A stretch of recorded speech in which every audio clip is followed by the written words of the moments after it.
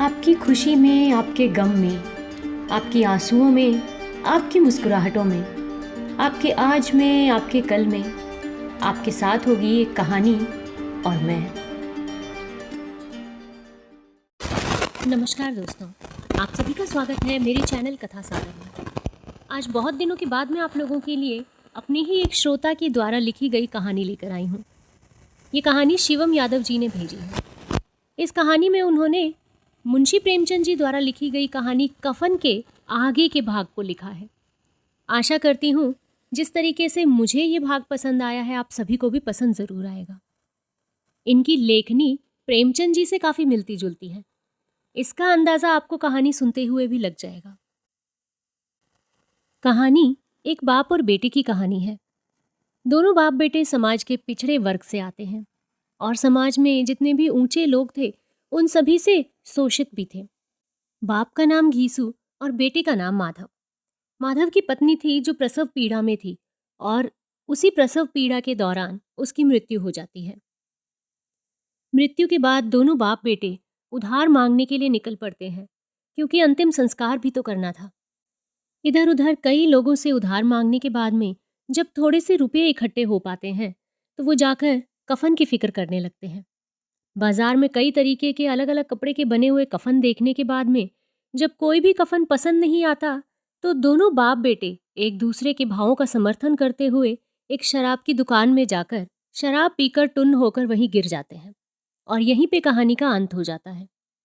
इसके बाद शुरू होती है शिवम जी की कहानी। तो आइए इस छोटी सी कहानी का वाचन शुरू करती हूँ। यदि कहानी पसंद आए तो अपने कमेंट्स के द्वारा उनका उत्साहवर्धन जरूर कीजिएगा। शाम की तपस्या में लीन घीसू माधव के अस्थि पंजर को पछुआ ने जैसे ही छुआ, बाप पूत हड़बड़ाकर उठ खड़े हुए। गोया उठते भी कैसे नहीं। हवा में गलन ऐसी थी मानो कोई बर्फ का गोला दे मारता हो। पहले इधर उधर ताकते हुए इस बात की तस्कीद कर रहे कि वो कौन है, कहाँ से आए हैं। जब याददाश्त जरा ठीक हो गई तो माधव बोला, गांव चला जाए दद्दा। मौसम ऐसे गल रहा है जैसे कहीं पाला गिरा हो। नहीं नहीं, आसमान को निहारते हुए घीसू बोला, शायद एक घड़ी भी रात नहीं गई है। तू नहीं जानता, यूं हमारा दर्शन पाकर गांव वालों का जी खातिरदारी को जरूर छटपटाएगा। इसीलिए भलाई इसी में है कि सब्र से काम लो। समाज का भूत जितनी जल्दी चढ़ता है उससे कहीं ज्यादा जल्दी उतर भी जाता है। फिर चलकर 4 आंसू तुम बहा देना, 2 आंसू का कष्ट हम भी उठा लेंगे। गांव का एक एक आदमी हमारे साथ रो न पड़े तो कहना। इन सबको खूब जानता हूं मैं। माधव, वाह, यहां भी चालाकी। खुद के लिए 2 बूंद में छुट्टी और हमारे लिए 4 की व्यवस्था। आज पूड़ी तोड़ते समय सही त्याग दिखाते तो मैं भी तुम्हारा एहसान समझता, लेकिन नहीं। आप देवता तो जैसे युगों से इसी ताक में थे कि चढ़ावा आए और गपकते बनो। लोग अपने बाल बच्चों के लिए महीने भर उपवास करते हैं और तुमने एक पूड़ी भी ज्यादा नहीं उठाने दी। घीसू, क्या कहा तूने, जरा फिर से कह तो। माधव, वही जो तुमने सुना, अब फिर से सुन लो। कफन के खजाने से ज्यादा माल तुमने उड़ाया है, इसलिए रोने धोने के नाटक में अधिक काम भी तुम्हारा है। घीसू, अच्छा बच्चों, उल्टा चोर कोतवाल को डांटे। आते समय सारी रकम तेरे ही कमर में बंधी थी, यहां भी सब सौदा अपने हाथ से किए। फिर जो रूखा सूखा सामान बाप को थमा दिया, हमने चुपचाप अबोध बालक की तरह चक भर लिया। ऊपर भगवान ही जानते होंगे कि मैंने कितना सब्र किया। गोया इतने पर भी सामने वालों का फौजदारी तेवर। घीसू को पूरा विश्वास था कि माधव ने कफन की रकम का बड़ा हिस्सा हजम कर लिया है। भला इतनी बड़ी रकम यूं घंटे भर में कोई खर्च कैसे कर सकता है। हालांकि माधव ने उसे खूब खिलाया था, लेकिन वो उन जीवों में से था जिन्हें थोड़ी देर बाद ही ये भूल जाया करता था कि उन्होंने कुछ खाया भी था या नहीं। इसे त्याग कहते हैं। आश्चर्य से माधव ने कहा, ऐसा सुखमय नुकसान तो मैं रोज उठाने को तैयार हूं। घीसू, तो क्या गबन कहते हैं। तुम समझते हो कि ऐसे सीना तान के मुझे उल्लू बना लोगे तो इस फेर में न रहना। बूढ़ा गया हूं, लेकिन मेरी बुद्धि घास नहीं छीलने गई है। तुम्हारी नस नस से वाकिफ हूं। माधव ने समझाते हुए कहा, दादा, तुमने हर सामान को मुझसे एक छटाक बेसी ही लीला है। इंसान पेट को भर सकता है, लेकिन तुम तो मराड़ लिए फिर रहे हो। उस समय क्या आंख फूट गई थी या उनको रतौंधी हो गई थी जब मैंने 5 में से 10 के बराबर खिलाया तुमको? प्रबंधन की इस तकलीफ को खुद उठाते तो समझ आता। घीसू, आंखें ही तो फूट गई थी बच्चा, यही मान लो, नहीं तो इस कमाई को क्या तुम खाक पचाते? रही बात खुद खरीदारी करने की, तो सुनो लल्ला, मैं जरूर करता, लेकिन मैंने भी सोचा कि लड़के को कुछ सौदा पानी की समझ सिखा दूं। इतने भलाई के बाद भी तू हमारा बाप निकलेगा, हमको क्या खबर थी? किसी के दिल में फरेब का तिनका छुपा पड़ा है, जो मैं पहले जान जाता तो ये दिन देखना ना पड़ता। दुनिया भरोसे पर चलती है, उसी रिवाज को मैंने भी निभाया है। माधव, अच्छी बात है, तुमने कुछ भी नहीं खाया ना? घीसू, मैं झूठ नहीं बोलूंगा कि मैंने कुछ नहीं खाया है। गोया एक रूखी पूड़ी चखी भर जरूर है। माधव, और वो सोमरस? घीसू, एक घूंट की भी गिनती करते हो? माधव, एक बोतल थी। घीसू, मैं गंगा जल उठा सकता हूं। माधव, चल। बात जब क्रिया कसम तक पहुंच गई तो घीसू को कुछ कुछ याद आने लगा। देवी देवताओं के मामले में कौन उलझे, इसलिए पुचकारते हुए बोला, तू तो बुरा मान गया, मजाक भी नहीं समझता।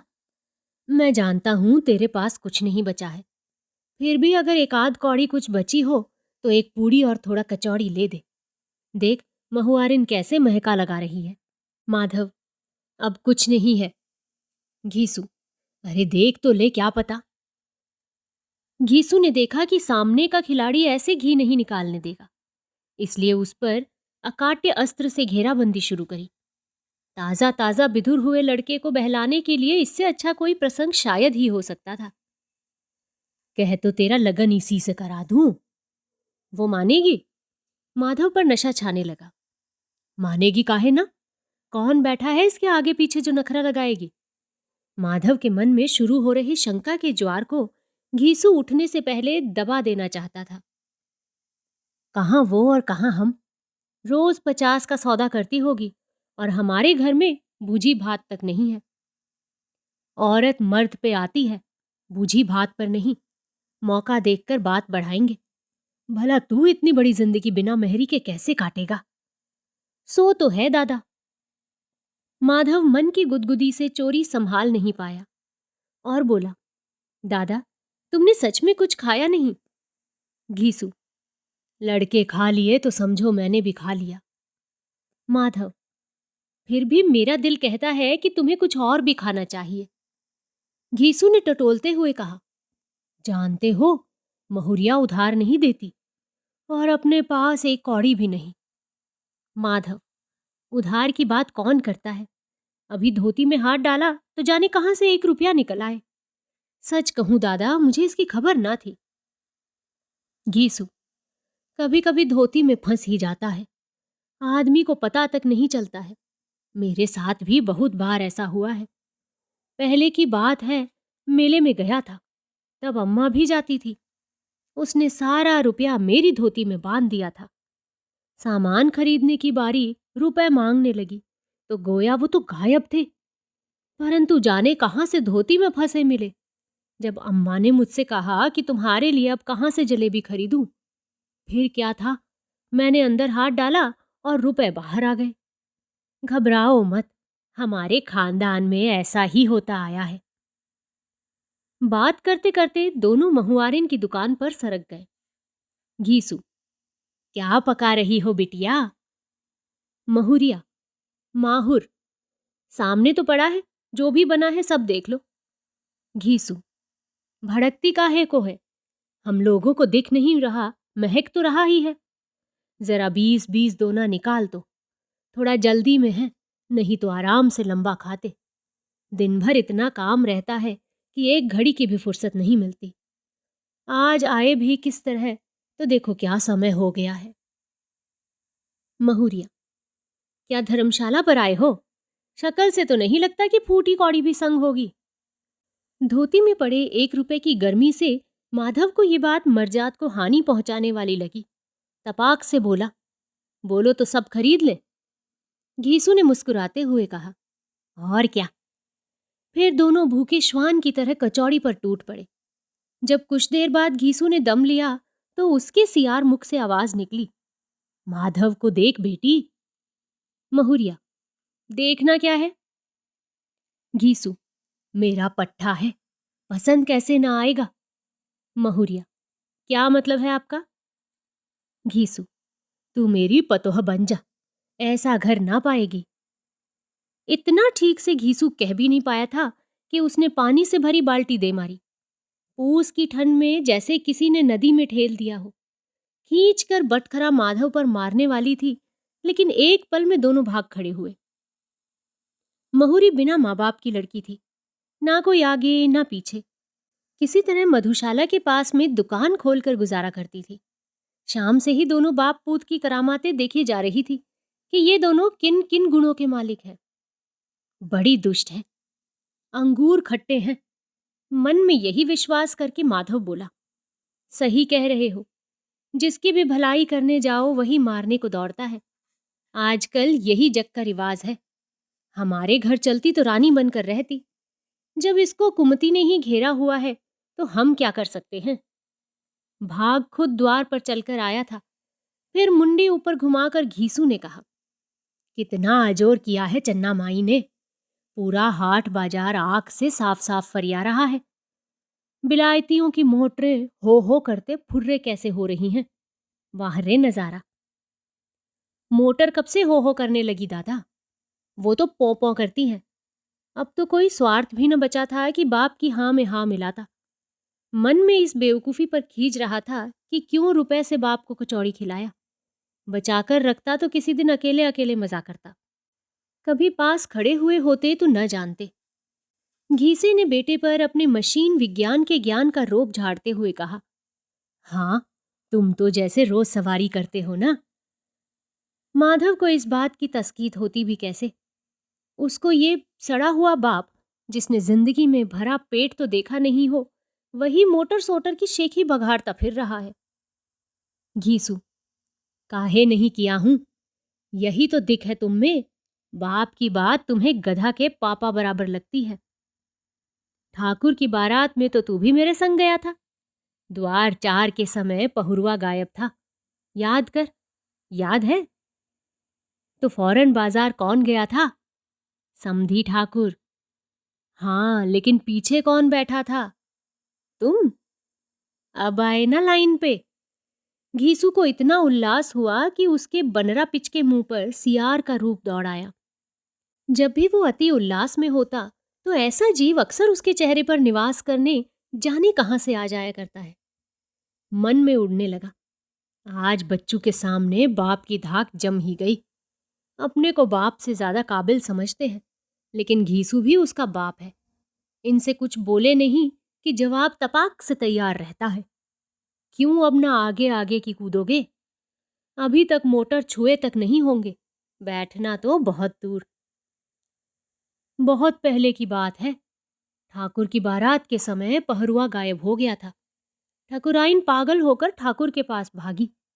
पंडित जी ने कह दिया कि फलाने घड़ी के बाद यदि गवारियां को पछरा गए तो उसके जीवन पर संकट का संदेश आशंकित है पत्रा में। ठाकुर तुरंत बाजार के लिए मोटर पर बैठे ही थे कि उन्हें ध्यान गया कि पीछे एक आदमी को बैठा लेना चाहिए। आखिर पहरुआ को लाते समय कोई पकड़ने वाला भी तो चाहिए था। मामला इतना नाजुक था कि ठाकुर साहब किसी बिरादरी के आदमी को खोज ना सके और फौरन घीसू को ही बिठा लिया, जो उस समय पास ही खड़ा था। इन परिस्थितियों में ही घीसू को जीवन पर्यंत का गौरव प्राप्त हुआ था। ठाकुर साहब ने घर आकर पहरुआ को गंगा जल से धुलवाकर ठकुराइन को सौंपा और ईश्वर के आशीर्वाद से समय पर पहुना को परछने का कार्यक्रम संपन्न हो गया। फिर बाद में एक तरफ कोने में ले जाकर ठाकुर ने घीसू से कहा, यदि इसकी चर्चा कहीं की तो खाल उधड़वा दूंगा। बेचारे घीसू ने भी कान पकड़ लिए। आज माधव से उसी सौभाग्य का बखान कर रहा था। अभी घीसू के विजय वर्णन की कुहुक खत्म भी न हुई थी कि उससे पहले ही एक मोटर की रोशनी पूरे हाट बाजार को भरते हुए बढ़ी आ रही थी। ई कौन है दद्दा? नई आंख तेरी है, तू देख, मुझे क्या सूझेगा। तो क्या हम कोई दूरबीन लगाए हैं? इतने में मोटर करीब करीब आ पहुंची। घीसू की बूढ़ी आंखों को ठाकुर साहब का आभास हुआ। हड़बड़ी में बोला, दूरबीन बाद में लगाना, पहले भाग भाग। ये कहते हुए घीसू महुआरिन की गिमटी के पीछे सिमट गया। बेटे ने भी बाप का अनुकरण किया। कौन है? माधव ने डर से दबी आवाज में पूछा। देखता नहीं, ठाकुर है। और वो लठैत? मंगरू अहिर आया है लाठी लेकर। बच्चू ये भी अपने को राजा समझने लगे हैं। आजकल इनका ठाकुरों से खूब जलेबी छन रही है। सभी अहिर के लड़के जमींदार की फौज में भर्ती हो गए हैं। इसी मंगरू ने परसों अपनी बिरादरी के एक लड़के का हाथ उखाड़ फेंका था। माधव, पर ये लोग यहां क्यों आए हैं? कहीं हम लोगों को तो नहीं खोज रहे हैं? घीसू, आज तो भगवान ही मालिक है। ठंड में एक बेत 100 बेत के बराबर होती है, और हमार बुढ़ाई, काली माई बचावा हो। घीसू का शरीर ऐसे कांप रहा था मानो सामने जल्लाद आ गया हो। छुपे छुपे माधव ने देखा कि मोटर दारू के ठेके के सामने रुकी हुई है। ठाकुर को खुद मोटर से नहीं उतरा, बस मंगरू अहिर ने इधर उधर ताक झांक किया। इधर भी नहीं है मालिक। यहां भी नहीं तो कहां गया? ठाकुर ने अपनी दाढ़ी पर हाथ फेरते हुए कहा।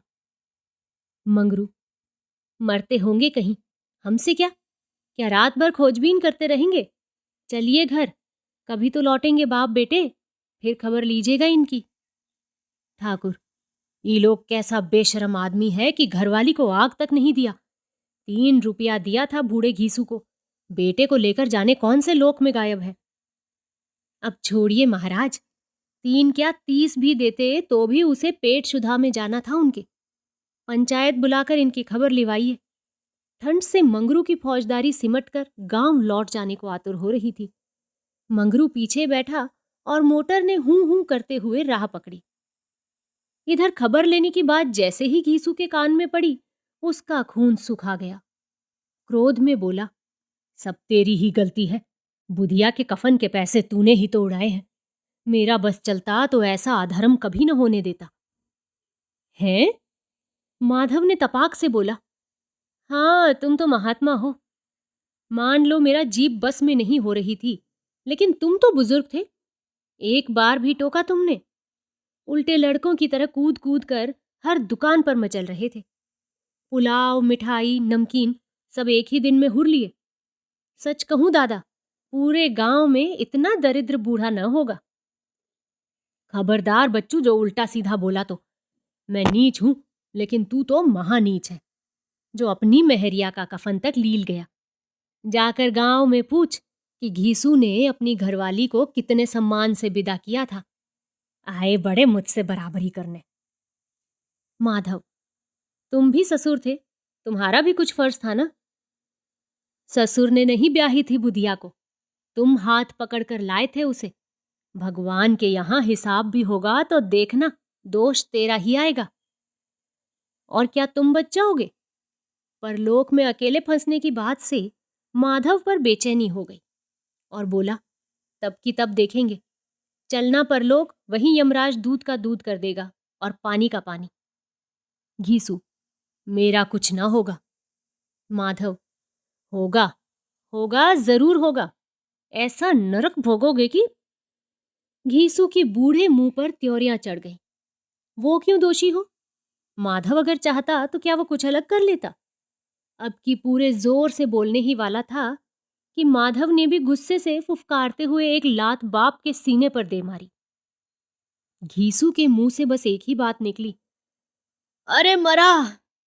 और धम से जमीन पर ऐसे तन गया मानो प्राण चले परदेस। माधव का कलेजा कांप गया। ये क्या अनर्थ कर दिया? कहीं सचमुच का तो नहीं मर गया? पास जाकर देखने की हिम्मत ना हुई। आशंका ने पांव को पंख लगा दिया, भागता चला जा रहा था। कदाचित कफन के गबन में गांव वालों से वो बच जाता, लेकिन बाप के वध पर कोई उसका पक्ष न लेगा, जिंदा चबा लेंगे। लेकिन माधव की शंका निर्मूल थी। घीसू इतनी जल्दी प्राण छोड़ने वालों में से न था। कुछ पहर बाद उसकी चेतना वापस लौटी तो खुद को खाट पर लेटा हुआ पाया। 4 लोग उसे छिनाए लिए जा रहे थे। जोर से चिल्लाया, अरे कहाँ लिए जा रहे हो? मंगरू अहिर ने रौब से कहा, गांव। घीसू, मैं नहीं जाऊंगा। मंगरू, जाएगा तो तुम्हारा बाप भी। घीसू का मन हुआ कि कूदकर भाग चले, लेकिन जाएगा भी कहाँ? माधव की तरह जवानी के दिन तो थे नहीं कि उड़ जाता। 4 कदम पर मंगरू दबोच ही लेता। शिकार पूरी तरह से शिकारी के फंदे में था, इसलिए अब उछल कूद का कोई मतलब ना था। सवेरे घीसू को पंचायत में पेश किया गया। अलगू पंडित के साथ 4 अन्य सलीकेदार बूढ़े पंच के आसन पर मुकदमा सुनने को विराजमान थे। ठाकुर जमींदार साहब थे, इसलिए उनका भी आसन ठीक से व्यवस्थित किया गया था। उन्होंने इस मसले में प्रधान न्यायाधीश की जिम्मेदारी अलगू चौबे को सौंप दी थी। अलगू पंडित, कहो घीसू, क्या यह सच है कि तुमने कफन के पैसे का गबन किया है? अलगू महाराज की आवाज आज जाने क्यों घीसू पर तेजी से न बरस रही थी। शायद सर्दी जुकाम की वजह से कुछ गला बैठ गया था। अन्य दिनों में कैदियों के साथ उनकी आवाज इतनी बेहयाई से चिल्लाया करती थी कि गांव के मुजरिम का मूत निकल जाता था। घीसू ने जब देखा कि पंडित जी का पारा ज्यादा नहीं चढ़ पा रहा है, तो हिम्मत जुटाकर बोला, दया कीजिए महाराज। अलगू, पंचायत दया वया पर नहीं चलती है, यह तुम भी ठीक से जानते हो घीसू। घीसू, महाराज, मेरा कोई दोष नहीं है। पंच, क्या यह सच नहीं कि गांव से तुम्हारी पतोहू के अंतिम संस्कार के लिए 5 रुपया दिया गया था? एक बार कार्रवाई शुरू होने के बाद पंच ने भी बोलना शुरू किया। घीसू, 100 आना सच है मालिक। फिर तुम दोनों ने कफन क्यों नहीं लाया? क्या यही अगोर रहे थे कि बुधिया के शव को चील कौवे खाएं? घीसू, पंच सरकार के होते ऐसा बेधर्म कभी न होगा, हम जानते थे। अलगू, क्या घास जानते थे? जाकर देखो, बुधिया की आंख कौवे ने निकाल ली है और पेट को सियार ने निखोर दिया था, अभी तक पड़ा है वहीं। जो करना है जल्दी करो, पूरे गांव बदबू फैल गई तो राम राम। घीसू, तो क्या वो अभी तक वहीं पड़ी है? घीसू की आत्मा जैसे छलक पड़ी हो। अब तक उसे भरोसा था कि कुछ भी हो, बुधिया का शरीर ठिकाने जरूर लग जाएगा, लेकिन उसका पूर्व मंतव्य एक भ्रम था। गांव समाज का कोई वहां झांकने तक को न गया। भला कौन नीच जाति को कांधा देता? हाँ, ये बात अलग है कि यदि यह घटना किसी उच्च जाति में होती तो जरूर कुछ अलग होता। दहाड़ कर रोते हुए बोला, रहम करे सरकार, मेरे पास कुछ नहीं है जो इसका कुछ करूं। पंच, तो क्या हमारे यहां खजाने का पेड़ लगा है जो खैरात बांटते फिरे? 5 रुपए दिए तो थे, गए कहां? घीसू, वो तो माधव लेकर भाग गया महाराज। जब हमने उसे रोकना चाहा तो उसने मेरी क्या क्या दशा बना दी है। ये देखो, ये आपके सामने है। घीसू ने व्यवहारिक बुद्धि से काम लिया। पंच, अब कफन का कोई जरूरत नहीं। घीसू, तब? पंच, तब यही कि एक गड्ढा खोदो अपने घर में और उसमें बुधिया को डालकर मिट्टी डाल दो। यही मिट्टी का आवरण ही उसका कफन है। आगे उस घर में कभी जाना नहीं। तुम्हारा टूटा घर ही अब उसका मकबरा है। चूंकि कफन के गबन में सारा दोष तुम्हारे लड़के का है, इसलिए तुम्हें बरी किया जाता है। घीसू, यदि घर न रहेगा तो रहूंगा कहां? महाराज, इतनी बड़ी सजा न दीजिए। अलगू पंडित, दुनिया बहुत बड़ी है, जहां मन हो वहां जाओ। दुनिया बहुत बड़ी है। यही बुदबुदाते हुए घीसू जमीन पर अचेत हो गया और पंचायत समाप्त होने को हुई। अरे कोई उठाओ भाई उसको। घीसू को जमीन पर गिरता देख ठाकुर साहब का हृदय दया से भर आया। पहले तो बड़े निर्दयी व्यक्ति थे, लेकिन पिछले साल जवान लड़के की मौत के बाद से उनका ऐसा स्वभाव न था कि कोई सामने मरता हो और वो तमाशबीन बन हंसी ठिठोलियों की फुलझरियां उड़ाते रहे। कफन वाली बात से उनका जी जरूर कठुरवा गया था, लेकिन अपराधी के जमींदोज होते ही सारा क्रोध पानी हो गया था। पंचायत भी उनके कहने पर बुलाई गई थी, परंतु अब दया करुणा के अमृत ने हृदय में स्थान करना शुरू कर दिया था। चिरकाल से ठाकुरों में ये आन चली आ रही थी कि कोई कितना भी पापी हो, चाहे कितना ही बड़ा दुष्ट हो, लेकिन हाथ जोड़कर यदि शरण की गुहार कर रहा हो तो उसे कृपा की दृष्टि से ही लेना कर्तव्य बन जाता है। स्वयं भगवान ने भी त्रेता युग में इसी परंपरा का पालन किया था। जब रावण जैसे को क्षमादान का अवसर मिल सकता था तो घीसू को भला इसमें क्यों वंचित किया जाता। आज्ञा पालन हेतु मंगरू को आगे बढ़ता देख अलगू पंडित चिल्लाए, खबरदार जो किसी ने उसे छुआ भी तो। यूं तो पंडित जी ठाकुर साहब की बड़ी इज्जत किया करते थे, लेकिन वो इस बात को बर्दाश्त नहीं कर सकते थे कि कोई बामन अदालत से सजा याफ्ता कैदी पर नया भाव चढ़ाएं। जब बामनों ने ठाकुरों के क्षेत्र में कभी दिख नहीं किया तो उन्हें भी रिवाज निभाना चाहिए, लेकिन ठाकुर साहब को जाने क्या हो जाता है। पंडित जी को क्रोध में देख मंगरू वहीं ठहर गया। ठाकुर साहब, रुक क्यों गया बे? मंगरू अहिर, हुजूर, मैं तो किंग कर्तव्य विमूढ़ हो गया हूं। दोनों अपनी अपनी जगह देवता हैं, किसे सिर नवाऊं तो किसे फिराऊं। ठाकुर साहब, खाता किसकी है? मंगरू अहिर, हुजूर आपकी। ठाकुर साहब, तो सुनेगा आन की? जितना कहता हूं कर नहीं देता। कह दे कि तुझे रियासत से कोई वास्ता नहीं है। मंगरू अहिर, हुजूर, आपकी नहीं तो किसकी सुनूंगा। घर की हर रोटी पर आपकी दया है। ये कहते हुए फिर आगे बढ़ता है। अलगू, सोच लो बच्चू, जब ठाकुर ही सब है तो हमारे पास न दौड़े आना। परलोक में तुम और तुम्हारे पुरखों को छठी का दूध न याद दिला दिया तो हम भी बामन नहीं। आदमी इस लोक में तो किसी तरह तकलीफ बर्दाश्त कर सकता है, लेकिन परलोक बिगड़ने की बात हड्डी तोड़ तकलीफ खड़ा कर देती है। मंगरू हाथ जोड़कर बोला, महाराज बिगाड़िए ना, मैं आपसे अलग नहीं हूं। आप दोनों ने मेरे लिए इधर खाई उधर कुआं खोद के रखा है।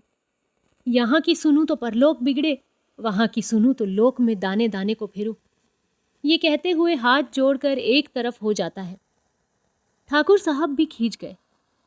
उन्होंने एक एक करके हर कारिंदे की तरफ नजर घुमाई, परंतु हर के नेत्रों में बामन के विरुद्ध जाकर आज्ञा पालन की कोई भी आशा नजर न आती थी।